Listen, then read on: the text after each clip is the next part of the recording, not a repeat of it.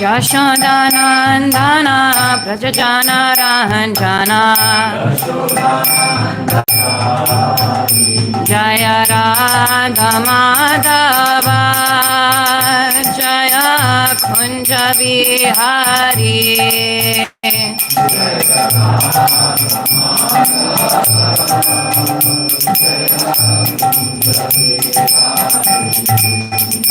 Jaya Jaya Radha Madhava Jaya Kunja Vihari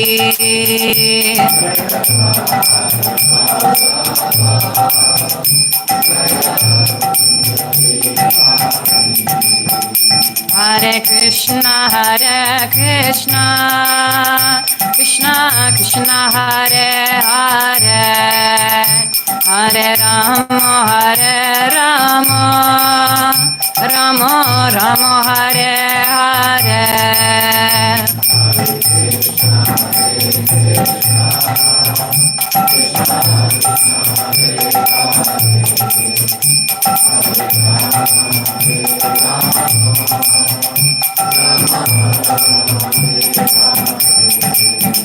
Hare Krishna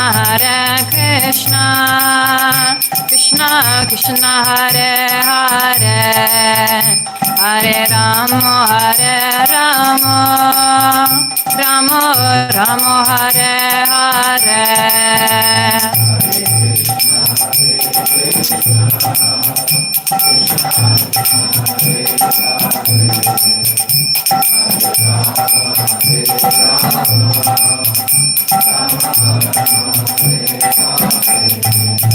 Jaya Prabhupada Jaya Prabhupada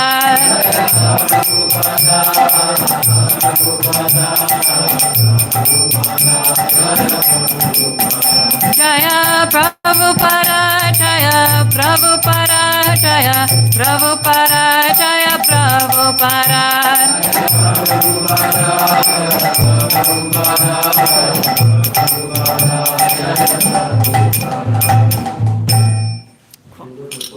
Jai. Right. Start with prayers. Om Namo Bhagavate Vasudevaya. Om Namo Bhagavate Vasudevaya. Om Namo Bhagavate Vasudevaya. Om Namo Bhagavate Vasudevaya. Om Namo Bhagavate Vasudevaya. Om Namo Bhagavate Vasudevaya. O my Lord, the all-pervading personality of Godhead, I offer my respectful obeisances unto you. Narayanam namaskritya naram cheva narottamam devam sarasvatim vyasam tato jayamudirayet. Before reciting the Srimad Bhagavatam, which is the very means of conquest, one should offer respectful obeisances unto the personality of Godhead, Narayan, unto Narayan Rishi, the supermost human being, unto Mother Saraswati, the goddess of learning, and unto Srila Vyasadeva, the author. Nashtu padrishu nityam bhagavata sevaya bhagavati utamashloke bhaktir bhavati naishtiki. By regular attendance in classes on the Bhagavatam, and by rendering of service to the pure devotee, all that is troublesome to the heart is almost completely destroyed, and loving service unto the personality of Godhead, who is praised with transcendental songs, is established as an irrevocable fact. Om Jnana Timirandasya Jnananjana Shalakaya Chakshurunmilitam Yena Tasmai Shri Guruve Namah. I was born in the darkest of ignorance, and my spiritual master opened my eyes with the torchlight of knowledge. I offer my respectful obeisances unto him. Okay. Hello, everyone. Welcome to today's Srimad Bhagavatam class. So we are reading from Canto 7, Chapter 15, titled Instructions for Civilized Human Beings, and we will be reading texts 12 to 21, I believe. Yes. Okay. We can read it all together, and just follow me. Follow my pace. Okay, so text 12. There are 5 branches of irreligion, appropriately known as irreligion, vidharma, religious principles for which one is unfit, paradharma, pretentious religion, abhasa, analogical religion, upadharma, and cheating religion, chaladharma. One who is aware of real religious life must abandon these 5 as irreligious. Religious principles that obstruct one from following his own religion are called vidharma. Religious principles introduced by others are called paradharma. A new type of religion created by one who is falsely proud and who opposes the principles of the Vedas is called upadharma. An interpretation by one's jugglery of words is called chaladharma. A pretentious religious system manufactured by one who willfully neglects the prescribed duties of his order of life is called abhasa, a dim reflection or false similarity. But if one performs the prescribed duties for his particular ashram or varna, why are they not sufficient to mitigate all material distresses? Even if a man is poor, he should not endeavor to improve his economic condition just to maintain his body and soul together, or to become a famous religionist. Just as a great python, although lying in one place, not endeavoring for its livelihood, gets the food it needs to maintain body and soul, one who is desireless also obtains his livelihood without endeavor. One who is content and satisfied, and who links his activities with the Supreme Personality of Godhead, residing in everyone's heart, enjoys transcendental happiness without endeavoring for his livelihood. Where is such happiness for a materialistic man who is impelled by lust and greed, and who therefore wanders in all directions with a desire to accumulate wealth? For a person who has suitable shoes on his feet, there is no danger even when he walks on pebbles and thorns. For him, everything is auspicious. Similarly, for one who is always self-satisfied, there is no distress. Indeed, he feels happiness everywhere. My dear king, a self-satisfied person can be happy even with only drinking water. However, one who is driven by the senses, especially by the tongue and genitals, must accept the position of a household dog to satisfy his senses. Because of greed for the sake of the senses, the spiritual strength, education, austerity, and reputation of a devotee or brahmana who is not self-satisfied dwindle, and his knowledge gradually vanishes. The strong bodily desires and needs of a person, distributed by hunger and thirst, are certainly satisfied when he eats. Similarly, if one becomes very angry, that anger is satisfied by chastisement and its reaction. But as for greed, even if an angry person has conquered all the directions of the world or has enjoyed everything in the world, still he will not be satisfied. O King Yudhishthir, many persons with varied experience, many legal advisors, many learned scholars, and many persons eligible to become presidents of learned assemblies fall down into hellish life because of not being satisfied with their positions. Okay, and then text 13. Okay.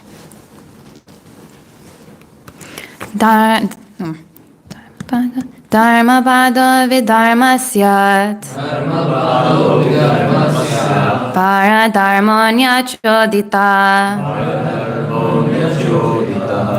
Upadharmastu pakando.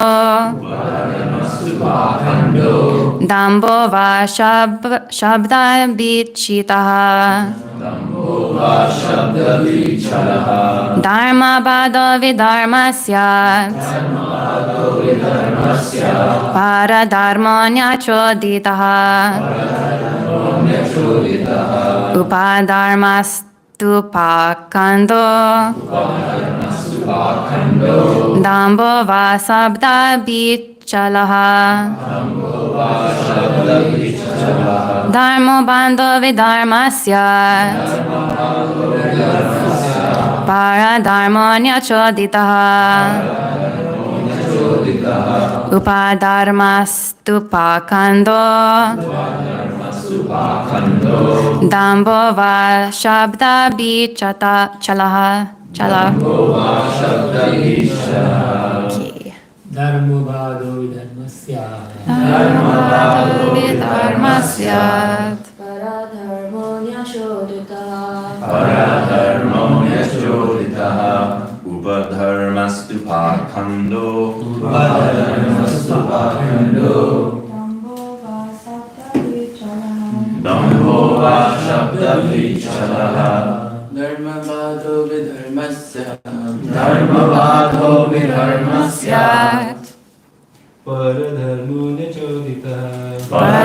Dharmanya choditaha. Upadharmastu pakando.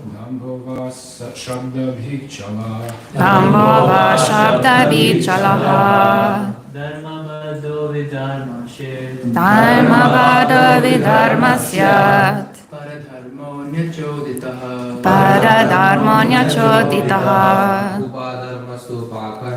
Upadharmastu pakando. Dambhava shabda vichalaha. Dharmavada vidharmasyat. Paradharmonya choditaha. Pakando. Dambhava shabda vichalaha. Okay, word for word. Repeat after me. Dharma badaha obstructs the execution of one's own religious principles. Vidharma against the principles of religion. Syat should be.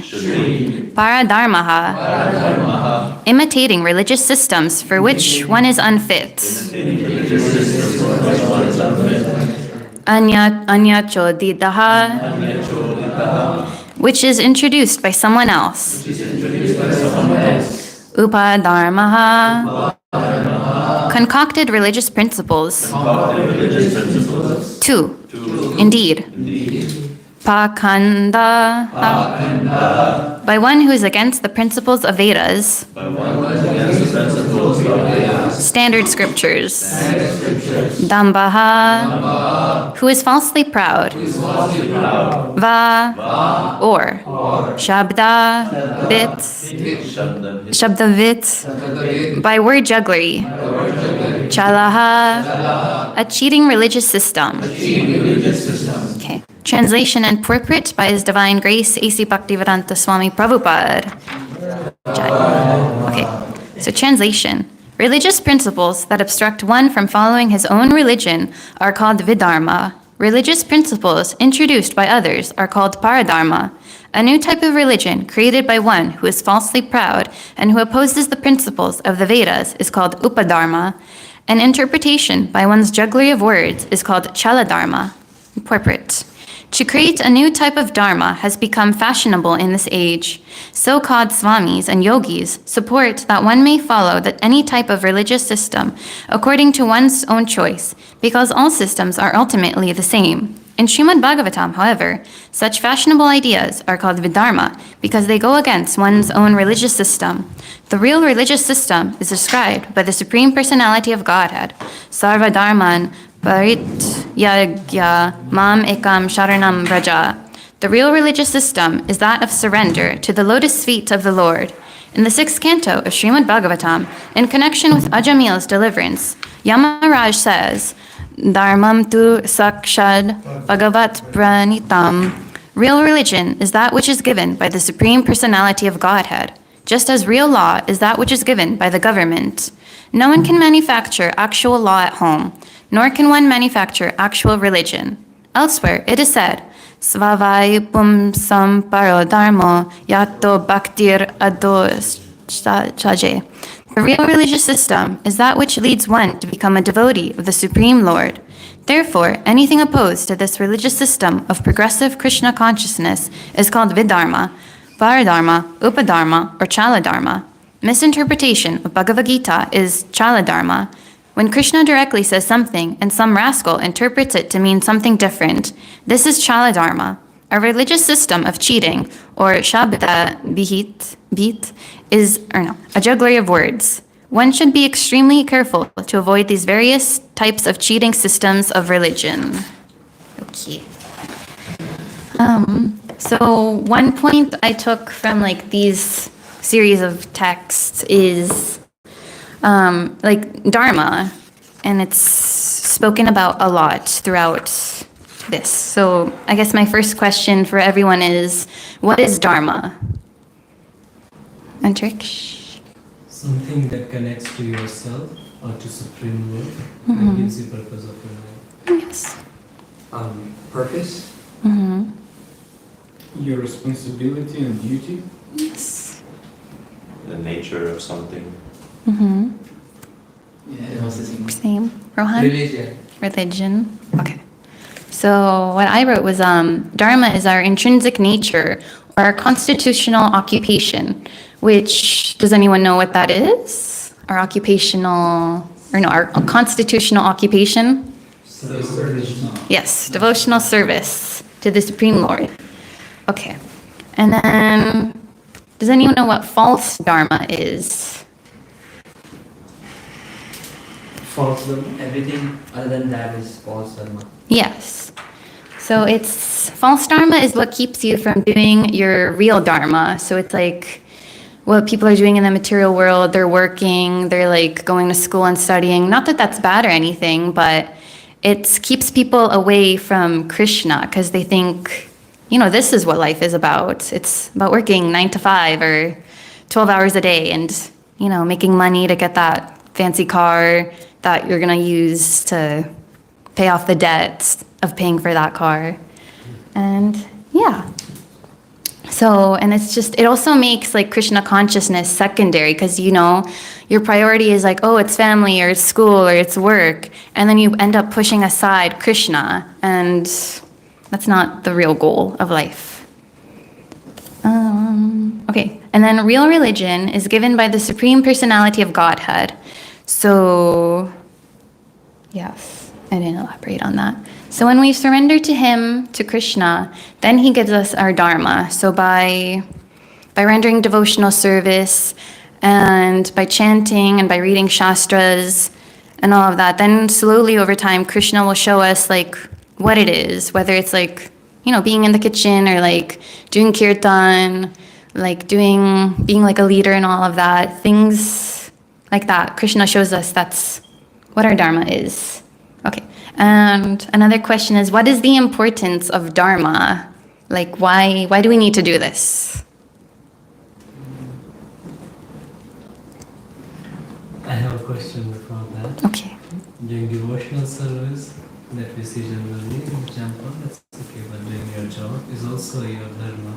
Like Arjuna was also in the battlefield, he wasn't chanting, he wasn't doing kirtan, he was doing his part. That was also dharma. Yes.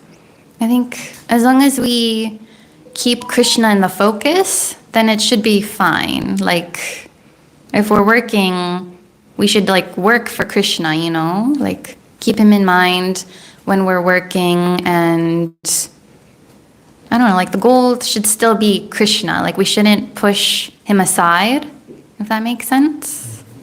Yes. Okay. And then, did anyone figure out what the importance of Dharma is? Means when we know which direction to go, when we know our path, life becomes easier. There are less distractions when our destination is clear. Yes. Maharaj. But it keeps you in line, keeps you in order, and if you follow your dharma, then you won't have karma.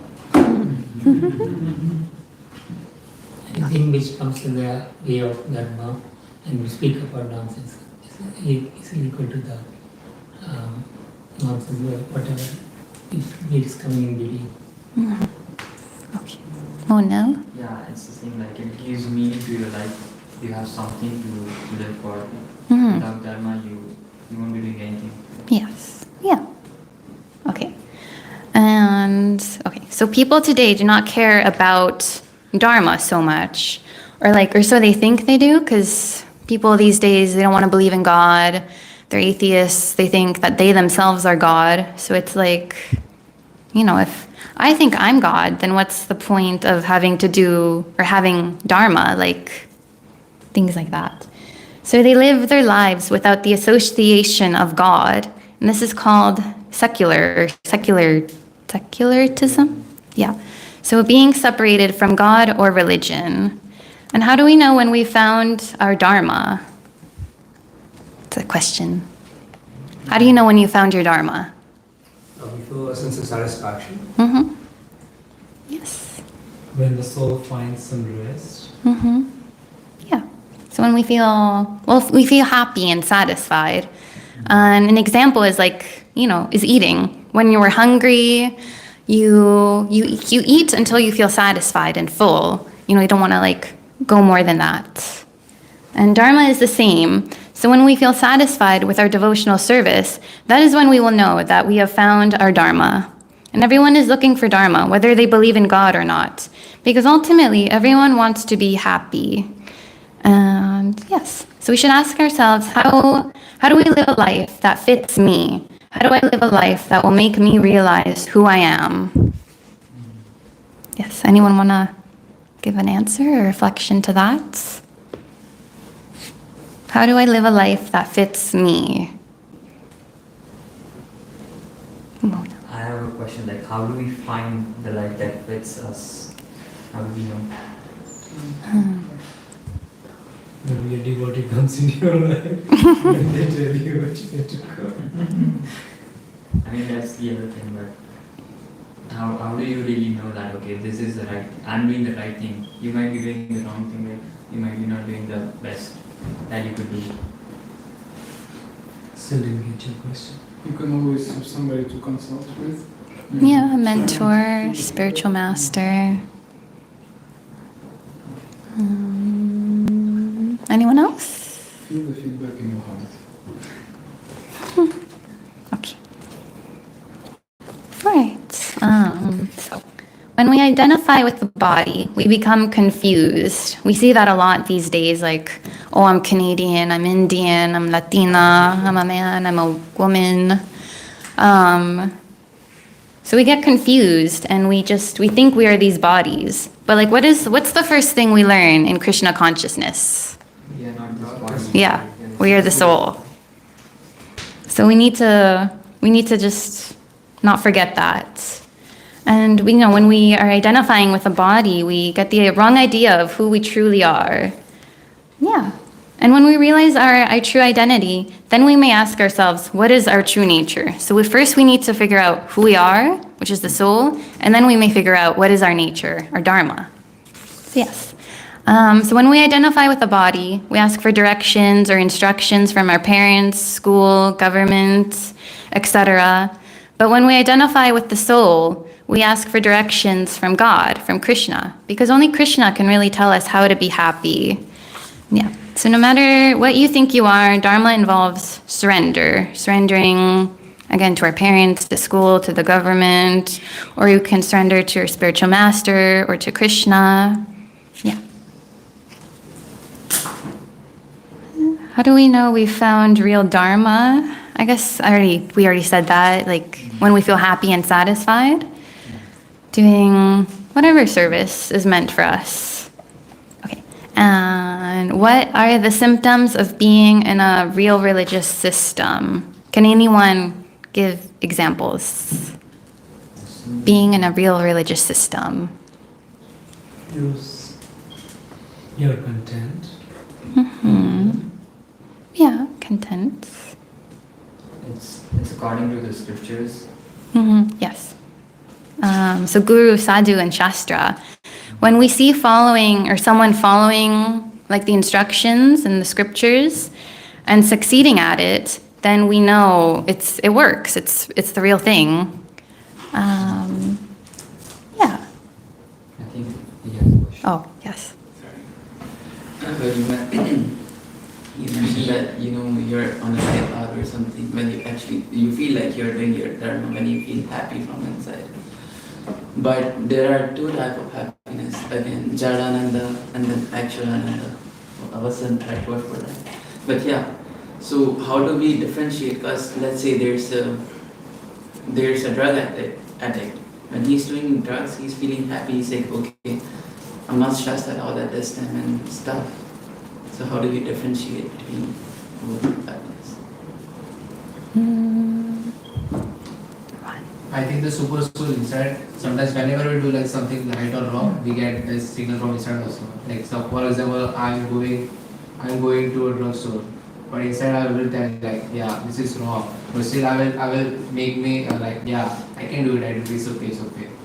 But we get the signal from inside also. Like what is right and what is wrong. What was the question? When we do drugs, we don't feel, we feel like everything is right. Then how do you distinguish between material and spiritual happiness? It's temporary. The material is so temporary. As soon as you are done with this, you regret.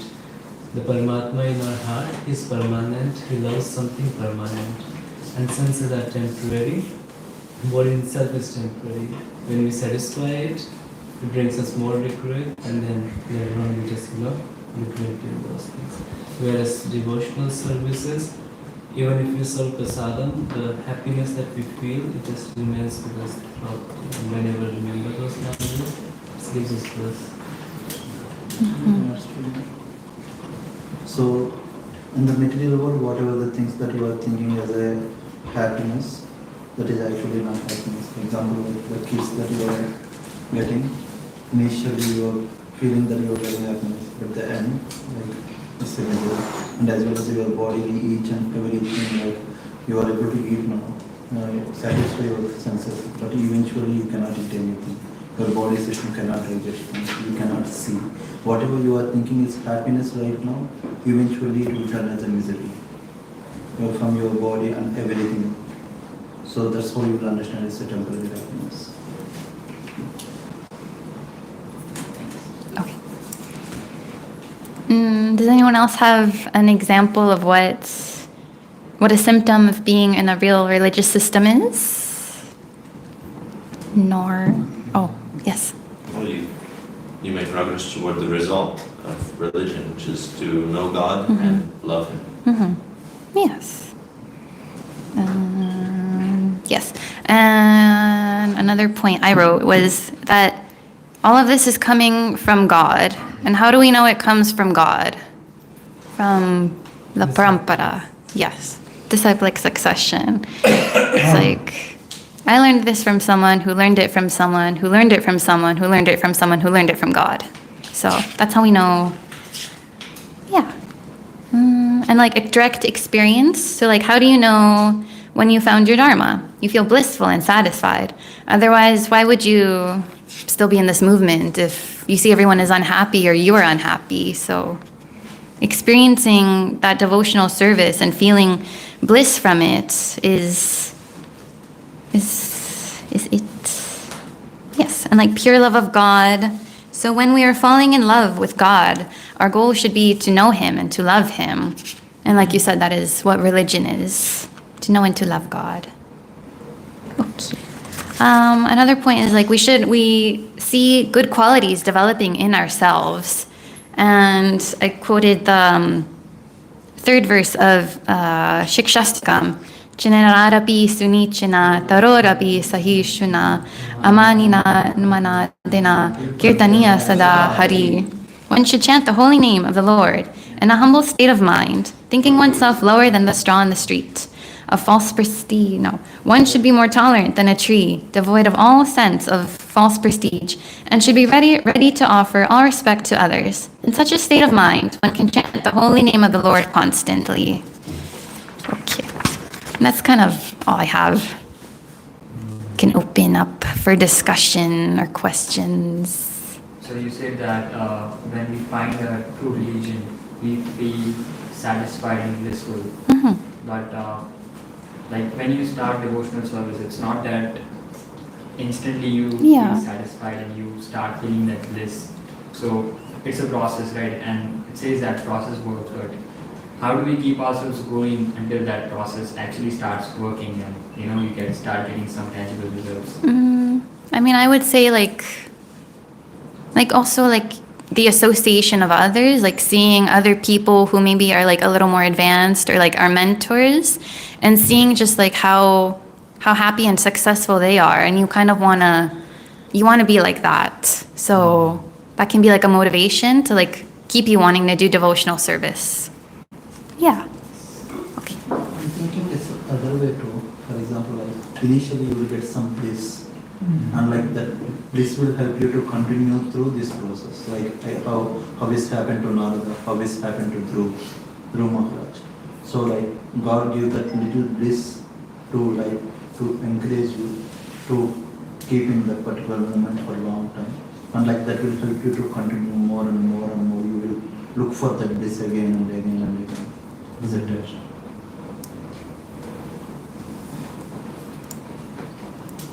Maharaj. That's called the ruchi, taste. Hmm. Once you get a taste, you just want more. Just like hanker to have it again and again and again. Hmm. It's addictive after a while. But it's a good addiction. Yeah.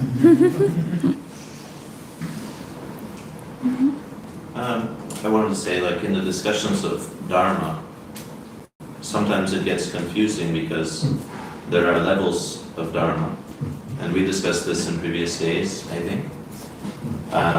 So there's of course the ultimate Dharma that you're speaking of, Bhagavat Dharma or Krishna consciousness, and then there are dharmas pertaining to the body and our position in society. As Prabhu said, Arjuna was a Kshatriya, so he has his dharma accordingly, and so those have different degrees of importance. Obviously, Krishna consciousness, Bhagavat Dharma is most important, so it's prioritized over all others, and that's why Krishna says, Sarva Dharma Parityajya, give up all these lower dharmas, focus on this Krishna consciousness. So sometimes in the discussion of Dharma, if we don't clarify, what level we're speaking of, it gets a little bewildering, and that's really the theme of Mahabharata, for example, like reconciling different dharmas at different times. It's sometimes hard to understand what to do, because sometimes a dharma of a higher level will contradict and supersede a lower one. I just wanted to make that point that there are levels to dharma, and so when we're speaking of it, then it's important to distinguish which realm we're speaking of. It makes the discussion a little easier. Yeah, I'd like to add that in the beginning of the Gita, Krishna's encouraging Arjuna to do his dharma, like the physical dharma, and as a Kshatriya, with the man of passion. And then later on he says, just give it up, don't, you're not a Kshatriya. He says, you're a Kshatriya. Then later on he says, changes his mind, you're not a Kshatriya. Well, you're a soul in a Kshatriya body, so That's right, yeah. do the Kshatriya dharma for Krishna. And dharma also is one interesting word we can apply. It's organic. It's the most organic thing in an individual. Getting to the essence, that's another word as to what dharma really means. And when it comes to the dharma on the physical level, that's established by the Lord himself. In Gita chapter 4, he says, what's your nature and what's your behavior? Called guna and karma. But the soul sheds that at some point, that guna and karma. Like a snake, it slithers around, just moves out of its skin, So when you surrender, it's basically moving out of the skin of your physical obligations, and you become fully surrendered. Yeah, so it's important. When we talk about dharma, it's a very broad topic, so it's good. So when we talk about it, it's good to distinguish as to what it is. Guna karma vibhagashena. Yeah, you've got it there. Okay. This is a good verse for everyone to learn. Chatur varnya. Chatur means four. Varnas, that means vocations. And yeah. And yeah, that's the point. It's Krishna's created this structure. It's a system. He's basically created the four different kinds of people, and they complement each other so that they can form a community. It's like a wholesome, full community. Everyone's got something to do. Everyone's occupied in something. Either as a Brahmin, which is like a visionary, or a Kshatriya, which means a people mover, and the Vaishya is somebody who deals with finance, is maybe the stomach, that's one way to look at it. Is a smaller king, a Kshatriya is like a king, and a Vaishya is like a smaller king, and then a Shudra is like a much smaller king. And but everyone has to karma, engage in work for the goal. And what is the goal? Some Siddhi or Haritoshanam. It's to please God, make God happy. If we could all focus like that, if the whole world could be like that, that'd be great. And of course, everyone's got a different. Is it going to be which God? You know, well, it's all one God basically. And I can real demonstration of serving godly. Just be nice to each other. Don't kill somebody because they believe in something different, which is the case with some communities. Won't mention names. Hare Krishna. Krishna's really pleased when we're kind to each other. We show good etiquette and just be respectful, accept, give space. Those kind of things. And when we analyze religion, my understanding comes from Latin, means to follow. So what are we following in this system? We're following your nature, your guna and your karma. Yeah, Hare Krishna. Rohan? So here it is mentioned that there are so many dharmas like Vidharma, Paradharma, Chaladharma. But there are some like religions which are like based on one dharma. For example, there is one dharma, and on there are some branches of this dharma. So they are called like Vidharma, Paradharma. I mean, these ones are all irreligion, so it's things that are like the opposite. Yeah, the Adharma. Adharma.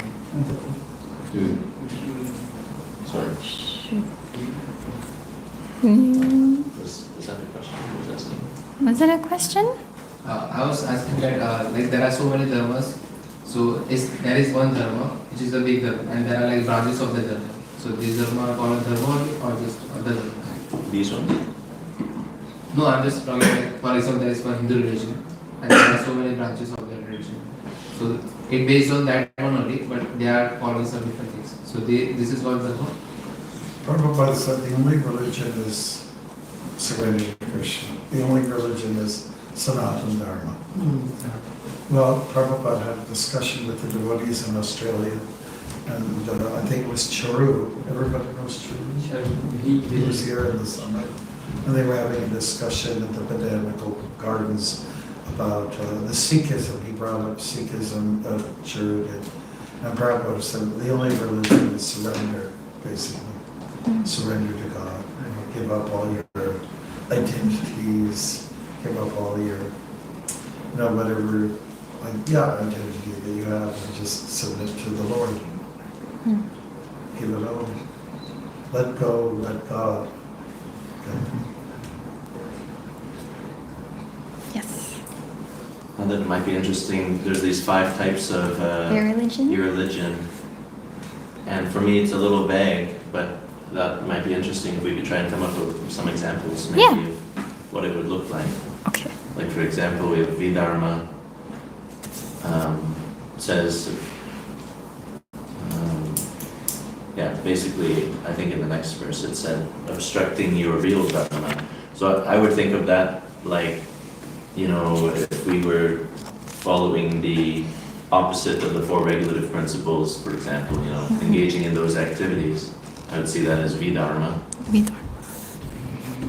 And religious principles for which one is unfit, Paradharma. I wrote that down. I would think, if I could give my opinion, like Krishna says, it's better to do your own duties than to do those of someone else. I would think in that case, this would be speaking of Paradharma, like say in the material world, someone who's not a devotee, they're engaged in Varnashram. So like a Vaishya trying to perform the duties of a Brahmin. Or like someone who's like a Grihastra, they just entered that, but then all of a sudden they want to like renounce everything when they have like Arjuna, yeah. right? Arjuna wanted to follow basically Vanaprastha Dharma, even though he was, so yeah, he was talking about Paradharma, I think, in that case, right? Okay, and like pretentious religion, abasa. Abbas means Abbas. like a semblance, right? So it could be identical to your actual Dharma, but But it's not. so Oh, yes. So does the Dharma, does that also constitute like not following the religion that you were born into? Or is it completely opposite? What was the question? For Vidharma, it says religious principles that obstruct one from following his own religion. So does that count as like the religion that you were born into? Or is that not? I would say not necessarily. Where is it defined? at the very top of At the 13. top. Religious principles that obstruct one from following his own religion are called vidharma. That's very interesting. I think your own religion is the one you choose to. That's yours now. Well, one thing, sorry. Go ahead. Yeah. One thing I remember reading Bhaktivinoda Thakur, he was saying that, you know, we have no problem with other religions because they're there for people of different levels of consciousness, so we don't unnecessarily criticize other religious systems, but he said that when there are principles in those religions that we know are sinful, such as meat eating, for example, then we have a problem with that because those are preventing people from the actual path of Dharma. So I think in that case, like for example, if you were following a religion that is kind of obliging you to eat meat or something like this, that would be an example. We can get a lot of enlightenment from chapter 17 from Bhagavad Gita, which is entitled as Divisions of Faith. So there are different religions that are influenced by, say, Tamagun. Some religions are influenced by Rajagun, very much like feeling God like on a business level. And then there are some that are more sattvic by nature. I just find that chapter 17 is very helpful to understand where people are placed, people that follow different faiths. There's no doubt that some people who are, they call themselves religious, but they do have these sort of habits like, you know, eating animals and koshering them or whatever you want to, halaling them, you know, and say it's all okay now because we're blessed in. Yeah, and so I think everybody should have a look at chapter 17 and understand a little bit more what we're talking about here in terms of Dharma. And Dharma is, again, it's a word that gets thrown around kind of loosely. Is it really religion? Oftentimes Prabhupada refers to it as duty, but duty on which level? On the transcendental level? Or is it on the physical level? You know, like just according to the Varnashram. But ultimately, the real Dharma is just surrender, just let go, let God take control of your life. Can I add something? Sure. Maharaj, in the purport to verse 13, Srila Prabhupada says the exact same thing. He's saying that your religion is Sarvatavam Paritvaja, serving to Krishna. Yeah. And anything that takes you away from that is called Real religion is give up religion, basically. Like give up the institution, I mean, whatever, you know, vows are there, you know, it's got to be more, it's about love, it's not about rules and regulations so much. Like if somebody asks you, so what's Krishna consciousness all about? And if you answer like this, because I've heard this kind of thing from devotees, Krishna consciousness is about not eating meat, not gambling, having no illicit sex life, which nobody understands that one, and no gambling. And so that's not really the answer. No. The answer is to love Love God, God. to love the Creator, to love the energetic, the one who put it all together. It's got to be about love. It can't be about rules and regulations. Once it's just all about rules and principles and people struggling to follow the principles, it just simply means that they haven't come to a transcendental level just yet. I have a quick question. Maharaj, Is it possible for someone to break all the four, right, and still love Krishna? And so, it is possible to love Krishna and break some of the rules, yeah. Mhm. It's possible. Oh, you can still love him, but it is for kanishta, it's very kanishta-like, meaning that you say, I'm loving God, but I don't love all of his creatures. It's a very low level of love. Just like when people say, I love you, but they don't really show it, it's just like talk. Right? So, I would like to add one point. If I'm wrong, please let me know. So there are few incidents where Prabhupada, like when someone asks, why don't we follow Christianity? Like why don't we serve Lord Shiva? And Prabhupada is clearly said that if you fully surrender unto him without any desire, without any sense gratification, I need this, it's not like that. If you fully surrender, then you can do it. Eventually it will bring you to ultimate love, and eventually you will come to Krishna consciousness. That's surrender.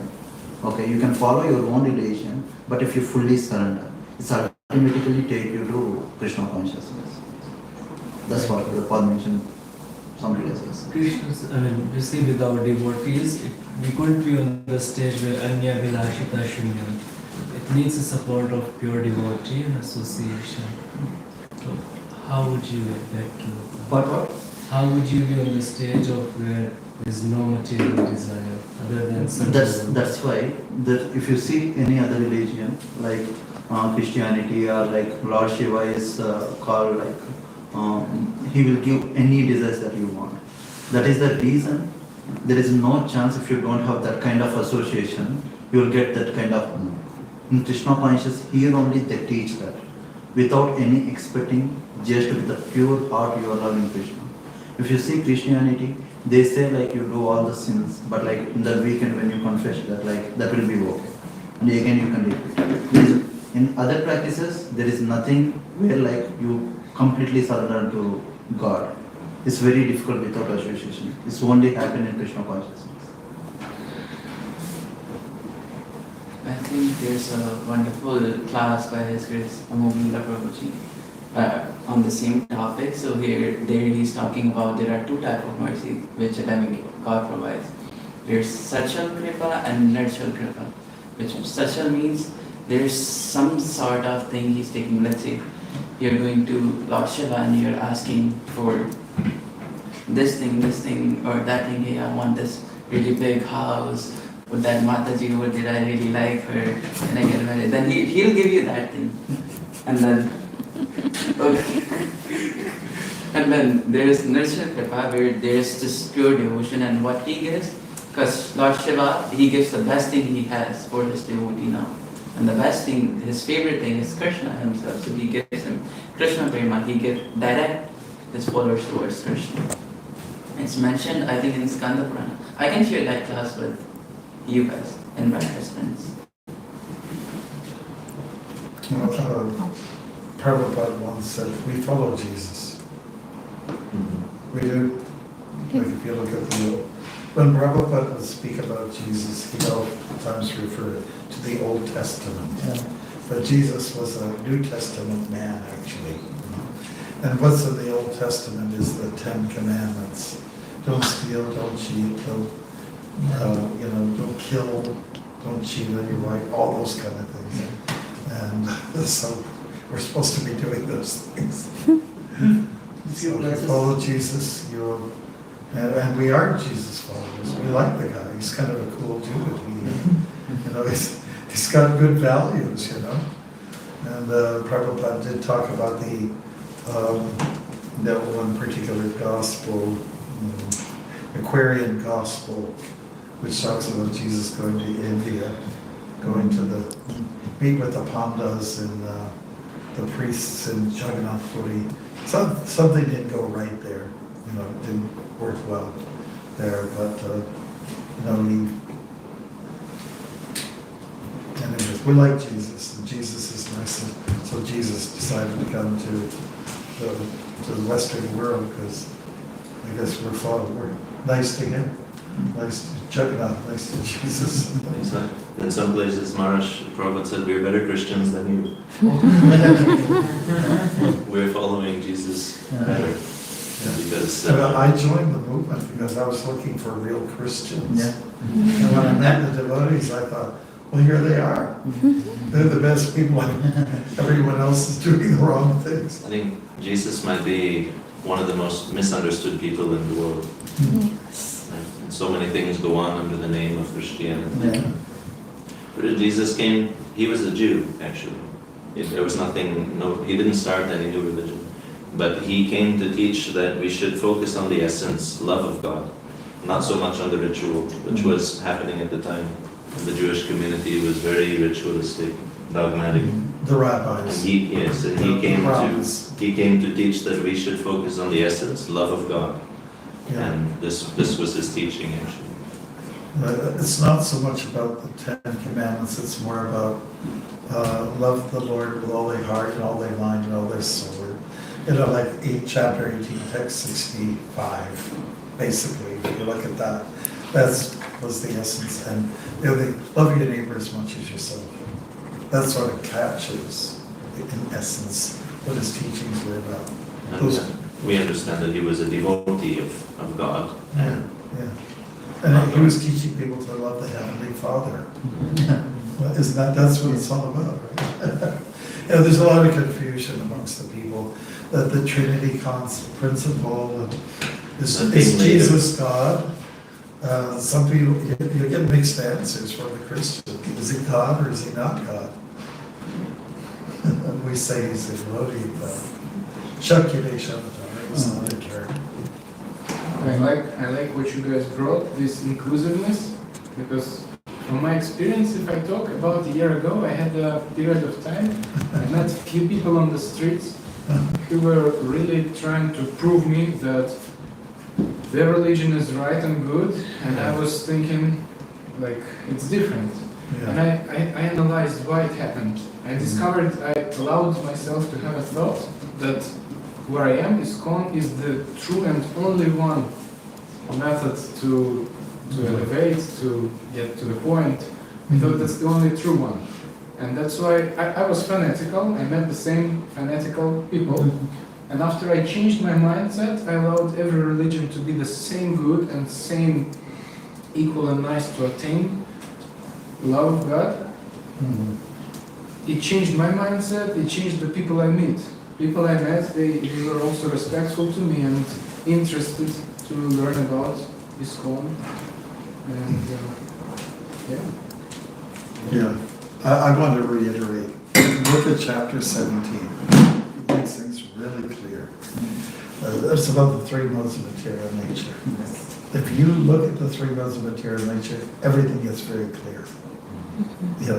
It's like things get qualified through these modes when you study them. It's not a question of, let's say, with this institution or that institution. It's more by how you lead your life. Well, thank you very much. I'm glad you made so much progress. Hallelujah. Okay. Okay.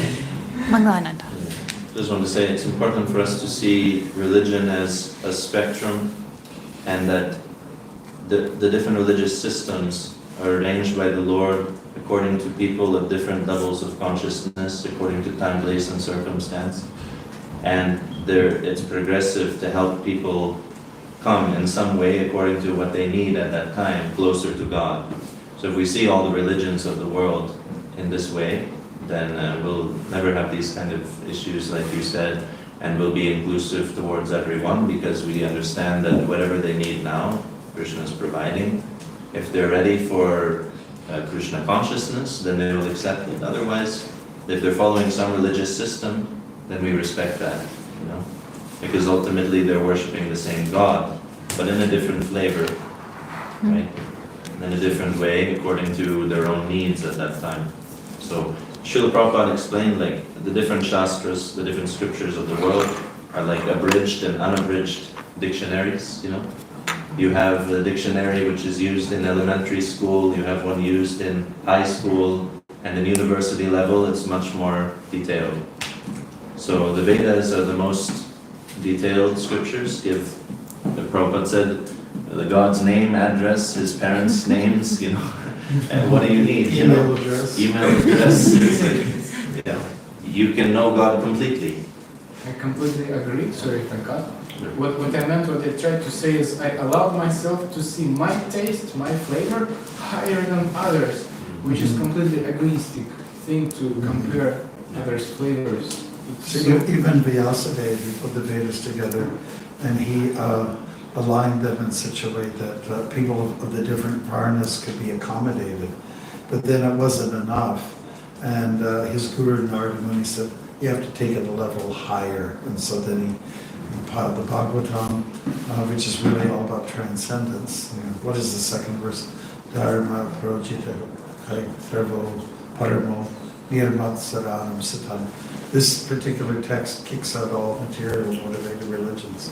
So it's there's such a thing as higher and lower. But you know, they say something about it's a tyranny. There's a tyranny about either or. You know, and why can't it be inclusive? As you know, some of you are saying, some levels are that's all people can take, but it's a level, and hopefully they'll get to the next level. You know, you understand what we're saying? The Chincha Veda Veda Tattva can be applied here once again. You know, yes, everyone's who's going to God, it's okay, but some people are just a little more progressed than others. That's all. You remember, you mentioned Charu Prabhu. You remember when we were in Utah and it's like at the temple, so many Mormons were coming to the temple because right. Utah's the Mormon headquarters. And there were devotees, and there were still Mormons. They were like, I was talking to them, they're wearing tilak, dhoti, everything, chanting japa. And we get talking, and they're like, yeah, no, I'm still a Mormon. But I'm also a devotee. I chant Hare Krishna. You know, I initiated one of those devotees. You know. It transcends. What What does it mean? What does it mean Mormon. Mormon. It's a type of Latter-day Saints. kind of a Christian movement. Yeah. But They're very biased. They like us very much. You see, they have like a white shirt and a tie, and you know, the guys are like that. As well as mission for 2 years. They're like brahmacharis. Prabhupada said that you could be a Christian or a Muslim or anything and still practice Krishna consciousness. And then I realized that there, I never didn't understand how that would work, but I saw it there. It's going on. Yeah, I So was raised Catholic. I'm still Catholic. My parents love them. They said. it transcends the lower religions. Yeah. I heard devotees say that after reading the Bhagavad Gita, it helped them become better Christians. Or I've heard a devotee say That's that. Maharaj, we are passing. Yes, we're done. Yeah, that's right. You can tell me. This is but our I can past tell time. everybody. We can continue to chat and, you know, while eating prasad. Yeah. So thank you so Yes. much. Thank you, everyone.